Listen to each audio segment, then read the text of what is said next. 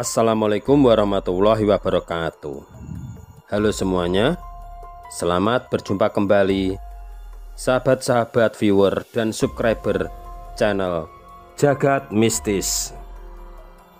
Kali ini saya akan membawakan sebuah kisah misteri dengan judul Lek Tuminem lolos dari tumbal pesugihan. Saya ucapkan selamat mengikuti.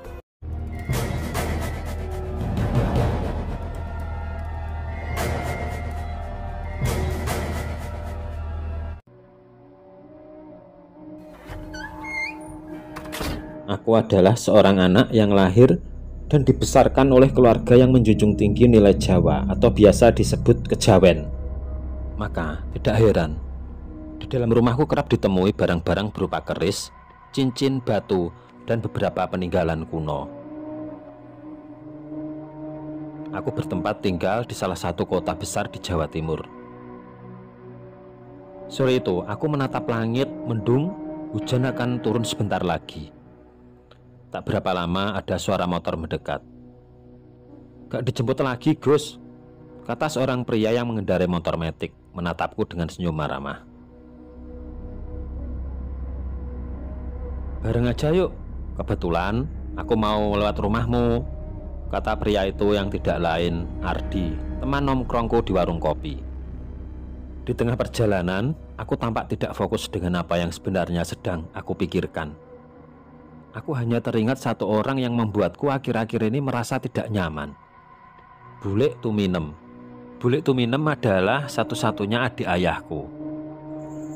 Dan beberapa hari ini, beliau ini tinggal satu atap bersamaku. Namun akhir-akhir ini aku menemukan kejanggalan dengan buleku yang satu ini. Seolah-olah itu bukan buleku. Sebenarnya Lek Tuminem ini sebelumnya tinggal di luar Jawa. Tapi entah mengapa, seminggu yang lalu dia menyuruh ayahku untuk menjemputnya di bandara. Ketika aku dan ayah menjemput di bandara itu, kami sudah merasakan banyak sekali hal-hal yang tidak beres. Ayah sempat bercerita kalau di belakang Lek Tuminem, ayah melihat sosok makhluk hitam tinggi besar yang menurut ayah sangat menyebalkan. Makhluk ini lidahnya sangat panjang dan menjulur ke sana kemari. Bahkan sudah beberapa kali hampir menjilat mukanya ayah. Ayah memang sejak bawaan lahir sudah mempunyai kemampuan akan hal-hal gaib. Beliau sebenarnya ingin langsung mengusir makhluk itu. Namun karena berada di keramaian, beliau takut akan mengundang banyak perhatian orang. Maka beliau cukup membiarkan makhluk yang menyebalkan itu. Lagi mikir apa? Kata Ardi menyadarku dari lamunan. Gak ada. Ardi tahu kalau aku berbohong, namun dirinya tidak punya hak untuk memaksaku bercerita. Kurang beberapa kilometer, hujan mulai turun disertai kilatan petir yang menyambar. Namun Ardi tetap melanjutkan perjalanan. "Terabas saja ya, biar cepat sampai." "Oke," sautku. Motornya Ardi kini berhenti di sebuah rumah dengan komplek halaman yang luas. Ya, itu rumahku sendiri. "Gak mampir, Di?" Enggak, Gus, lain kali saja. Tip salam buat mak, bapak, sama tantemu. "Ya sudah, hati-hati," sautku. Begitu motor Ardi kembali melaju menebus hujan yang kian lebat, aku baru sadar sudah hampir jam 6 sore dan hari sudah petang. Namun tak satu lampu pun di rumahku tampak menyala. Padahal kiri kanan tetanggaku sudah menyalakan lampu guna mengusir kegelapan di sekitar rumah. Apa listriknya mati ya? Batinku mendekat. Namun perasaan itu kembali lagi. Akhir-akhir ini semua seperti mimpi. Seperti ada yang lain di dalam rumahku yang membuat aku tidak nyaman dan tidak ingin kembali ke rumah. Aku membuka pintu dan mengucapkan salam seperti biasanya. Namun kegelapan dan keheninganlah yang justru menyambutku. Aku mencari saklar lampu, menekannya. Namun rupanya listrik tidak juga menyala. Dalam kegelapan yang menguasai rumah itu, mataku tertuju pada seseorang yang tengah duduk begitu gelap, sehingga aku harus mendekatinya. Rupanya ada seseorang selain diriku di rumah ini. Tapi kenapa ia tidak menjawab salamku? "Bu, Panggilku seraya mendekat karena aku kira sosok itu mungkin adalah ibuku. Namun, sosok itu hanya diam. Semakin aku mendekat, terdengar suara menangis, sangat lirih.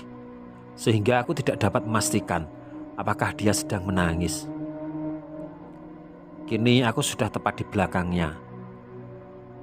Ketika aku menyentuh bau sosok itu, agar aku dapat melihat siapa yang ada di depanku, sosok itu berbalik menatapku. Aku sangat kaget karena apa yang aku lihat adalah bule Tuminem yang tengah menangis melihatku. Tiba-tiba aku merasa seperti terbangun dari sebuah mimpi. Aku baru sadar ternyata aku baru saja bermimpi. Dan ini sudah lebih dari 5 kali aku dihantui mimpi yang sama, berulang-ulang, seolah mimpi itu mengandung pesan. Kenapa ya dengan bule Tuminem? Kenapa aku selalu melihat bule menangis? Padahal bule Tuminem ini saat ini baik-baik saja dan tinggal bersamaku. Aku mulai merasakan semakin banyak kejanggalan pada bule Tuminem. Pada suatu sore ibuku memanggilku. "Gus, kamu gak lihat ayam di kulkas? Kok gak ada?" "Aku gak lihat, Bu." "Ya sudah, mungkin ada yang ngambil. Ibu belanja dulu ya." Ibuku pergi. Aku kemudian kembali ke kamarku. Namun ketika aku melewati kamar bule Tuminem, terdengar seperti suara mengkecap, seperti seseorang tengah mengunyah, dan menimbulkan suara yang mengganggu. Tidak hanya itu, aku juga mencium bau amis. Namun bukan amis dari ikan air tawar. Penasaran aku mengintip dari celah pintu. Aku sangat kaget begitu melihat apa yang terjadi. Aku melihat Lek Tuminem tengah mengunyah ayam utuh, namun dalam kondisi mentah. Saat itu juga aku lari ke kamarku, berharap apa yang aku lihat itu salah. Namun pikiran ini segera menjadi rasa curiga yang besar. Lek Tuminem yang aku kenal bukan Lek Tuminem yang dulu. Semakin hari aku semakin curiga. Tidak hanya tingkah laku Lek Tuminem yang semakin di luar nalar. Setiap malam, bahkan ketika adzan maghrib dan isya, Lek Tuminem sangat suka mengeraskan suara radio yang tengah memutar tembang Jawa. Ibuku dan ayahku tidak bisa berbuat banyak, karena setiap ditegur, Lek Tuminem akan melotot dan marah-marah. Lagu-lagu tembang Jawa yang didengar Lek Tuminem juga terasa asing di telingaku. Meski aku tahu beberapa kosakata Jawa kromo inggil, namun beberapa kalimatnya ada yang asing, seolah itu tembang lama. Terkadang aku mencatat setiap syairnya. Beberapa selalu aku menceritakan tentang ritual dan hal-hal berbau mistis. Aku pernah tanpa sengaja melihat Lek Tuminem tengah tertawa. Ia duduk di kursi tua di dalam kamarnya. Tampak seperti tengah berbicara entah dengan siapa. Karena ketika aku mencoba mengintip dari celah pintu, Lek Tuminem seolah-olah tahu aku sedang mengamatinya. Puncaknya ketika Ardi datang ke rumahku, baru saja Ardi masuk, dia langsung tahu ada yang tidak beres di rumah ini. "Kenapa, Di?" Gus, kamu cium bau amis gak?" kata Ardi sembari menutup hidungnya. "Aku gak cium apa-apa." "Bau bangkai ini," kata Ardi. Ardi tiba-tiba nunjuk ke salah satu kamar yang rupanya adalah kamar Lek Tuminem. "Kenapa, Di?" kataku. "Baunya dari sini, Gus."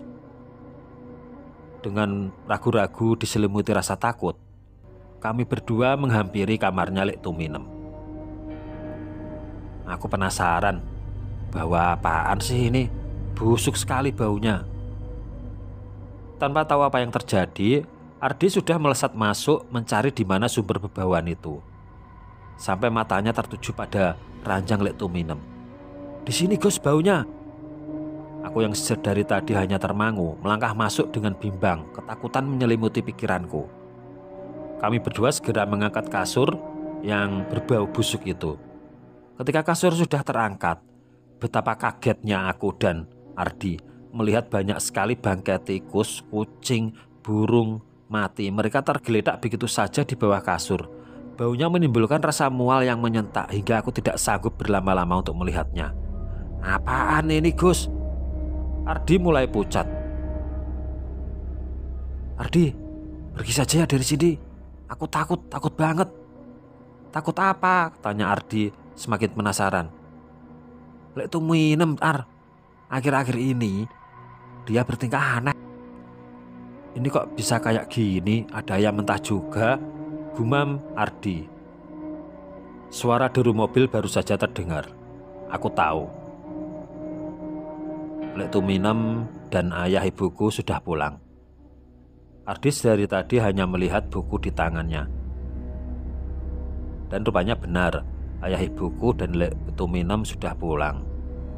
Hanya butuh sekali lihat, Ardi sudah tahu. Di hadapannya bukan sosok hangat Lek Tuminem yang selama ini dia kenal, melainkan sesuatu yang hitam tengah menatapnya. Ono apa to Le, kok ndeloke kaya ngono? Kata Lek Tuminem, kalau tidak salah artinya begini. Ada apa toh nak? Kenapa melihatku seperti itu? Aku melihat gelagat yang aneh pada Ardi. Belum pernah wajahnya berekspresi tercekat seperti ini. Seolah ia baru saja dicekik oleh kekuatan yang tidak terlihat. Merasa semua ini bukan hal baik, aku langsung mengajak Ardi pergi. Sesekali Ardi mencuri pandang ke Lek Tuminem. Ada apa, Ar? Kok kamu jadi aneh tadi? Gak apa-apa, Gus, kata Ardi. Beberapa saat kemudian, Gus, aku mau pamit ya. Aku ada urusan lain. Aku yang mendengar itu tahu ada yang disembunyikan oleh Ardi. Penasaran dengan ucapan Ardi, aku membuka isi buku Ardi. Di sana tertulis sebuah kalimat. Lek Tuminem bukan bulekmu. Saat itu juga handphone berdering dan ternyata yang menelpon adalah Ardi. Namun setelah telepon itu aku angkat, rupanya itu bukan Ardi. Suaranya seorang lelaki dengan nafas terburu-buru. Mohon maaf, di kontak darurat ada nomor ini. Pemilik HP ini baru saja kecelakaan, menerabas pohon dan saat ini tengah kritis. Aku langsung tercekat beberapa detik. Aku langsung menelpon ruang tua Ardi, lalu bergegas keluar. Tepat setelah membuka pintu, aku terdiam menatap Lek Tuminem tengah bersenandung tembang Jawa. Malam harinya, aku mencoba memberanikan diri masuk ke kamarnya Lek Tuminem. Beliau sedang melihatku, tampak tengah menunggu. Tiba-tiba, Lek Tuminem berkata, "Wis seruh to, Le? Sopo sing duduhi kancamu iku? Piye saiki? Wis mati?" Kalau tidak salah artinya begini. Sudah tahu kamu nak, siapa yang ngasih tahu temanmu? Bagaimana keadaannya? Sudah meninggal. Bersamaan dengan itu, tiba-tiba ayahku muncul. Dengan sigap ayah menyiramkan 2 botol cairan merah. Entah itu apa, sepertinya itu darah. Tapi entah darah apa, aku kurang tahu. Setelah disiram cairan merah itu, Lek Tuminem langsung berteriak sangat keras. Dengan serta-merta, ayah langsung memegang kepalanya sambil merapalkan mantra. Terlihat mata Lek Tuminem melotot seperti mau keluar. Kedua tangan ayah terlihat seperti sedang menarik sesuatu yang berat dari tubuh Lek Tuminem. Dan ketika berhasil menariknya, ayah seperti melemparkan sesuatu ke pintu. Terdengar pintu itu seperti tabrak sesuatu yang sangat keras. Brak! Lek Tuminem langsung pingsan. Setelah sadar, aku mendapati bibiku itu sudah bicara seperti orang normal. Ya mungkin dikarenakan jin yang merasukinya sudah diusir oleh ayah tadi. Kemudian ayah menanyai baik-baik Lek Tuminem. Ayah meminta Lek Tuminem agar bercerita sejujur-jujurnya tentang masalahnya. Akhirnya Lek Tuminem menceritakan semuanya. Sebelumnya, di luar Jawa, ternyata dia itu mengikuti sebuah ritual pesugihan. Di awal perjanjian, pesugihan yang dianut ini tidak ada tumbal. Namun, seiring berjalannya waktu, sang iblis pesugihan mulai meminta kepada Lek Tuminem untuk mencari tumbal. Tentu saja Lek Tuminem tidak bersedia, karena itu tidak sesuai kesepakatan di awal. Akhirnya iblis pesugihan ini marah dan berniat menjadikan Lek Tuminem itu sendiri sebagai tumbal. Demi menyelamatkan dirinya, akhirnya Lek Tuminem pulang ke Jawa. Karena dipercaya iblis pesugihan itu tidak akan bisa mengganggu korbannya jika sang korban sudah menyeberang lautan. Namun ternyata untuk menyeberang lautan itu ada ritualnya, dan Lek Tuminem tidak terlalu memperdulikan ritual itu. Untuk menyeberang lautan diharuskan dilakukan di saat hari kelahirannya atau wetonnya. Bibiku ini wetonnya Selasa Kliwon, dan dia berangkat ke Jawa pada hari Jumat. Maka dari itu si iblis pesugihan berhasil ikut menyusup ke tubuhnya dan terbawa sampai ke sini. Dan setelah berbagai macam rangkaian kejadian sampai beberapa saat yang lalu, akhirnya ayah berhasil mengusir iblis pesugihan itu. Tapi kata ayah itu hanya bersikap sementara, karena di lain waktu sang iblis itu akan kembali lagi. Aku pun bertanya kepada ayah, "Lah, terus daripada diusir apa tidak sebaiknya kita musnahkan ya, supaya tidak mengganggu lagi?" Kemudian ayahku berkata, "Ayah juga mempunyai pikiran seperti itu. Maka dari itu ayah sedang menunggu saat yang tepat.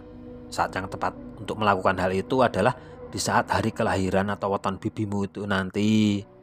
Nanti pada malam Selasa Kliwon kita persiapkan semuanya." "Oh begitu ya ya. Baiklah, aku akan siap membantu ya," jawabku bersemangat. Keesokan harinya aku menjenguk Ardi, dan syukurlah kondisi Ardi mulai baikan. Dia cuma luka-luka ringan saja. Ardi bercerita, sewaktu kejadian dia seperti melihat Lek Tuminem berdiri di tengah jalan. Sehingga dia refleks membelokkan motornya dan menubruk pohon. Walaupun kondisi badannya sangat sehat, tapi kelihatannya Ardi masih sangat ketakutan. Aku pun berkata kepada Ardi, kalau aku dan ayahku sudah menyusun rencana untuk mengatasi semua masalah ini. Aku bilang pada Ardi agar tidak perlu begitu khawatir. Sepulang dari rumahnya Ardi, aku ceritakan semuanya kepada ayahku. Kelihatan sekali ayahku sangat jengkel. Rupanya iblis itu benar-benar sangat menjengkelkan. Awas, lihat saja nanti. Rupanya dia itu tidak berhasil menjadikan bibimu tumbal. Malah sekarang berniat menjadikan temanmu itu yang akan dijadikan tumbal. Tapi kalian tidak perlu khawatir. Ya memang, iblis itu di tempat asalnya, dia sosok iblis yang punya kesaktian yang sangat tinggi. Namun saat ini dia sudah menyeberang lautan. Kemampuannya sudah banyak berkurang. Tapi walaupun begitu, dia hanya bisa dimusnahkan jika dia sedang merasuki orang pada saat hari kelahirannya. Kata ayahku panjang lebar menjelaskannya kepadaku. Akhirnya hari yang ditunggu-tunggu pun telah tiba. Malam Selasa Kliwon. Aku sudah menyiapkan segala sesuatu yang diminta oleh ayahku. 2 ekor ayam cemani, 1 sisir pisang raja, dan beberapa helai rambut yang panjang. Khusus untuk rambut ini aku minta kepada ibuku. Untungnya ibuku rambutnya sangat panjang sekali, jadi aku tidak begitu susah-susah mencarinya. Malam harinya kembali aku mendengar Lek Tuminem tertawa sendiri. Aku dan ayah bergegas masuk ke kamarnya, dan begitu kami masuk ke kamarnya, aku lihat dia sudah berdiri di atas kursi dengan kondisi leher sudah terikat tali. Mungkin sang iblis hendak menghabisi Lek Tuminem. Bergegas, ayah langsung memegang tubuh Lek Tuminem dan aku pun langsung melepaskan tali yang menjerat lehernya. Tiba-tiba Lek Tuminem langsung meronta dan berteriak sangat keras. Dan seperti sebelumnya, ayah bergegas menyiramkan darah ayam cemani ke tubuh Lek Tuminem.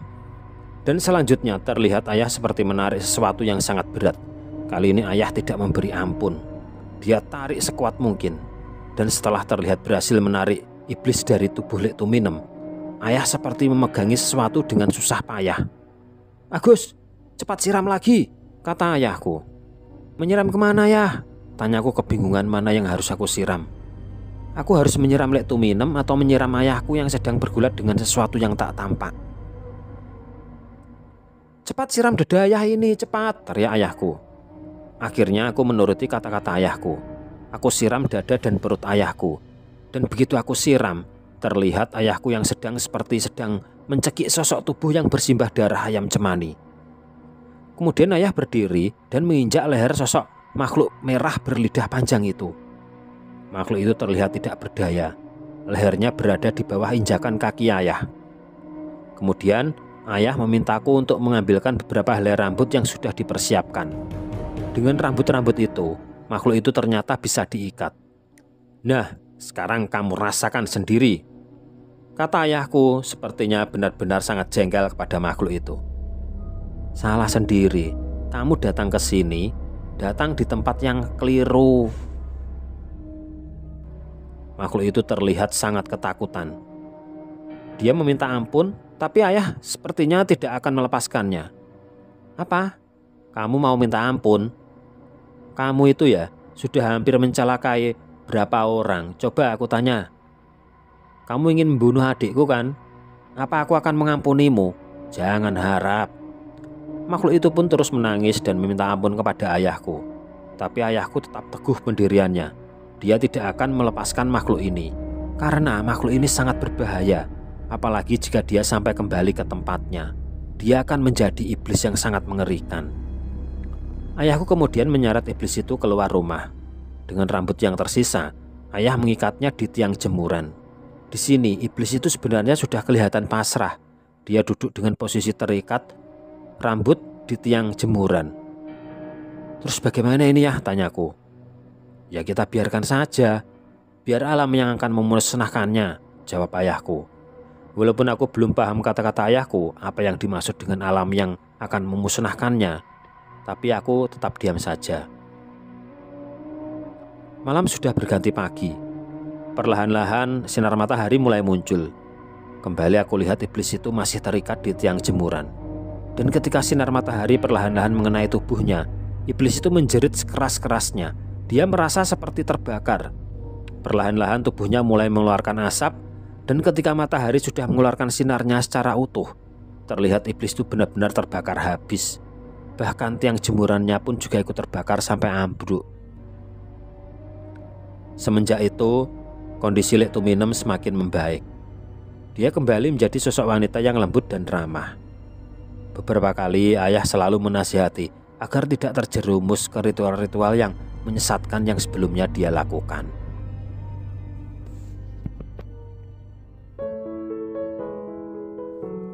Dan akhirnya cerita ini selesai sampai di sini. Terima kasih untuk teman-teman semua yang sudah menyimak video kami kali ini. Semoga saja kita bisa mengambil sisi positifnya dan membuang jauh-jauh sisi negatifnya. Jangan lupa komen, like, dan subscribe.